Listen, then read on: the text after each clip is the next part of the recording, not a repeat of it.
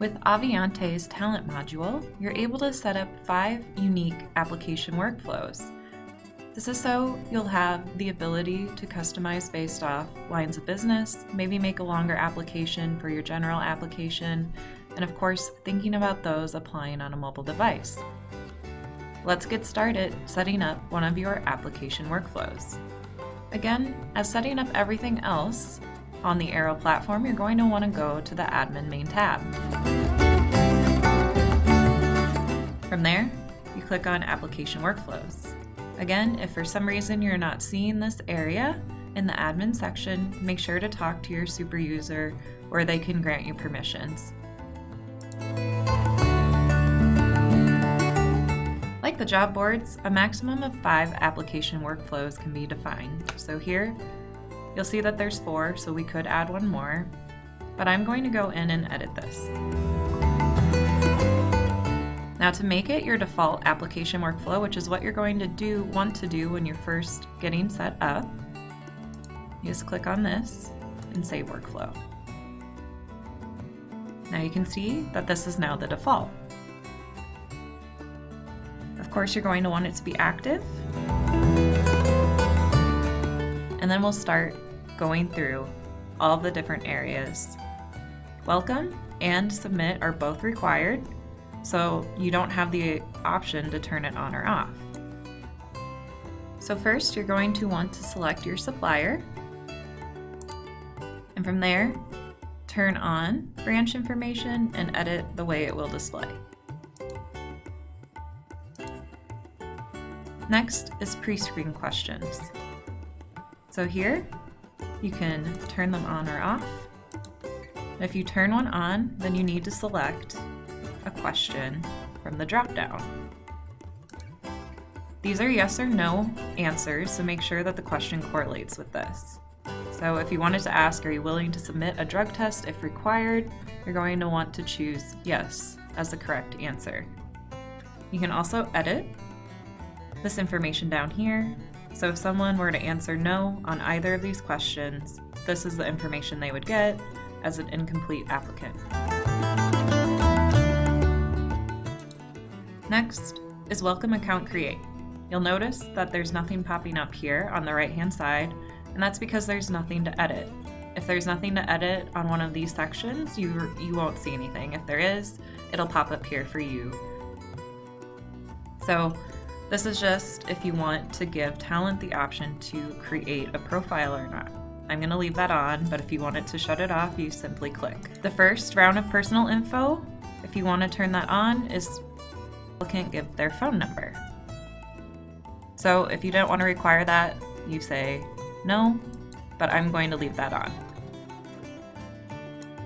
Next is personal info. The first option with personal info is to choose whether or not you want to require an applicant to enter the phone number. So if you click yes, there will be a phone number field and they are required to submit it. If you say no, but you still have this section on versus off, that means that they have the option to put in their phone number. The second personal info is resume. Again, it's whether or not you want to require this. I'm going to say no to this because I'm thinking of people on their mobile phones. Some might have a resume available to them and some might not. But I'm going to give them the option. Nothing to configure in education. It's simply if you want to get their education in this part of the application or not. Same with professional experience. Since I'm thinking of a mobile apply process and getting people through it quickly, I'm actually going to opt out of those and maybe collect that at a later time. There's also a questionnaire section, and you can do up to 20 questions.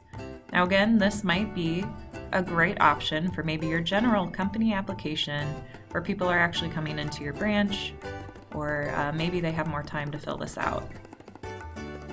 So if you want to add more, again, you can select from the drop-down.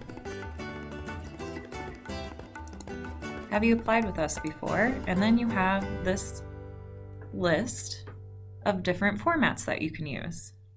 Since this is a pretty simple question, we could just have it be a drop-down list. And then you would want to configure your answers with commas, like that.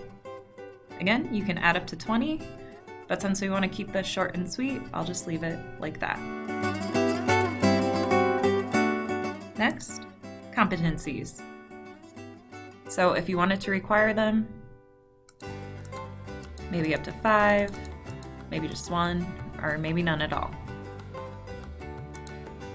Then there's the WOTC integration with ADP. This will only show up if you have that ADP integration. So I'm actually going to turn that off here.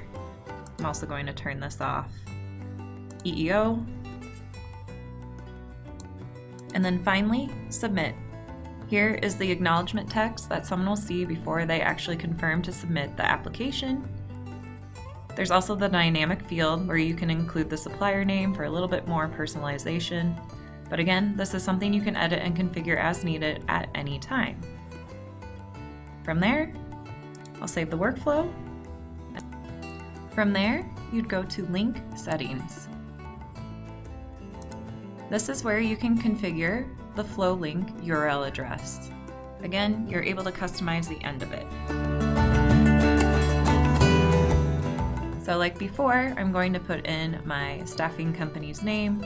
This is the link that you could send directly to talent if you want them to apply via this workflow, maybe not applying to a specific job.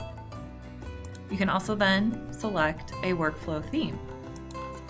So I will select that same look and feel that I've been using on the job boards and in the other videos, and save the settings.